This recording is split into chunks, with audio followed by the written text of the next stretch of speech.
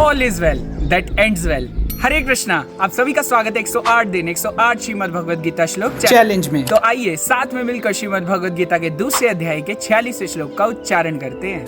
यावानर्थे उदापाने सर्वथा संप्लुतोदके तावान सर्वेषु वेदेषु ब्राह्मणस्य विजानतः। अनुवाद: एक छोटे से कूप का सारा कार्य एक विशाल जलाशय से तुरंत पूरा हो जाता है। इसी प्रकार वेदों के आंतरिक तात्पर्य जानने वाले को उनके सारे प्रयोजन सिद्ध हो जाते हैं। पिछले श्लोक से हमने ये सीखा कि वेदों के कर्मकांड विभाग का उद्देश्य हमें क्रमश यानी भगवान श्री कृष्ण की सेवा में संलग्न होना ही है। लेकिन अगर कोई पूछे कि वेदों की शिक्षाओं का क्या, वेदों को पढ़ने का असली उद्देश्य श्री कृष्ण को जानना, उनके पवित्र नामों का जप करना या उनकी सेवा में नियुक्त होना है।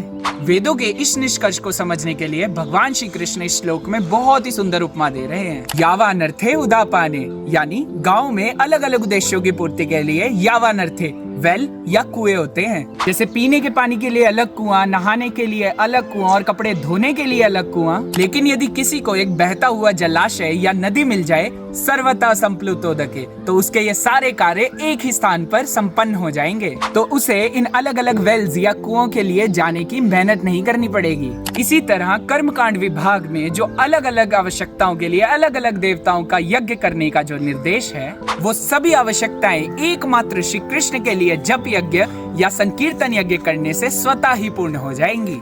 पर वेल से पानी निकालने में मेहनत बहुत लगती है, लेकिन नदी से पानी लेने में कोई दिक्कत भी नहीं होती। उसी तरह देवताओं से कुछ पाने के लिए बहुत ज्यादा मेहनत लगती है, लेकिन श्री कृष्ण को तो केवल एक तुलसी पत्र अर्पण करके ही प्रसन्न किया जा सकता है। वेल से पानी निकालने के लिए हमें एक बाल्टी, रस्सी और रस्सी खींचने के लिए शक्ति की भी आवश्यकता पड़ती है, और सही से लाभ लेने के लिए कुछ ज्ञान की भी आवश्यकता पड़ती है। लेकिन कृष्ण भक्ति रूपी बहती नदी से लाभ लेने के लिए शारीरिक शक्ति या ज्ञान की भी आवश्यकता नहीं है।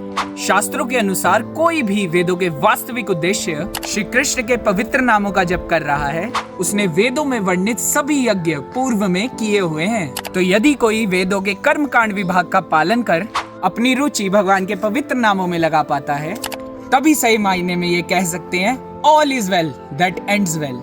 अब आप सबके लिए एक प्रश्न है जो कि आपने श्रीमद् भगवद गीता के इस श्लोक के तात्पर्य से पढ़कर बताना है कि वेदों का असली उद्देश्य श्री कृष्ण को जानना है। ये श्रीमद् भगवद गीता के किस श्लोक में कहा गया है? चैलेंज में पार्टिसिपेट करने के लिए इस प्रश्न का उत्तर कमेंट सेक्शन में अपने नाम के साथ कमेंट करें।